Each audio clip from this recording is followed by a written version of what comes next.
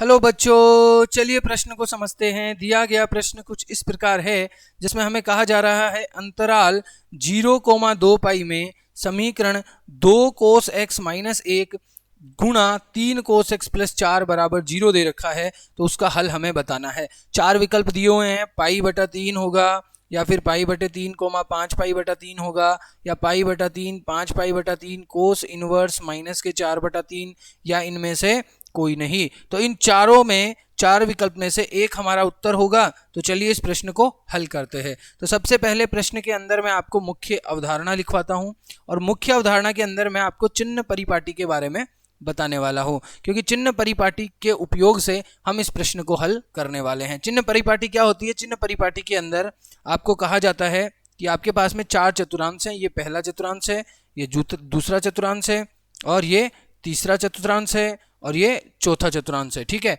इन चारों चतुर्थांश के अंदर ये 0 से 2 पाई होता है।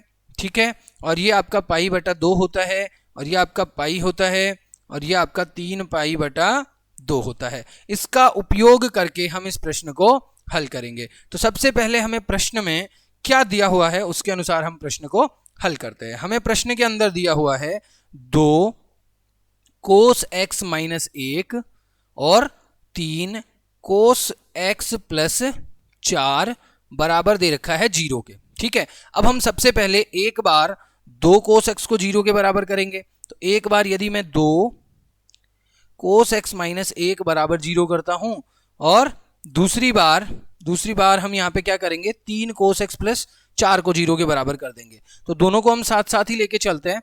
यहां पे 3 कोस एक्स प्लस 4 बराबर हम 0 कर देंगे। ठीक है जी। तो अब यहां पे जब आप 3 कोस एक्स प्लस 4 बराबर 0 आपको दे रखा है, इसको हल करते हैं, और 2 कोस एक्स माइनस 1 बराबर 0 को हल करते हैं। तो यहां से आपको कोस एक्स बराबर कितना मिल जाएगा? 1/2 मिल जाएगा, क्योंकि ये माइनस का 1 है, उधर जाएगा तो 1/2। ठीक है, अब यहां पे अंतराल हमें क्या दिया हुआ है? अंतराल दिया हुआ है 0 से 2 पाई के बीच में अंतराल हमें दिया हुआ है।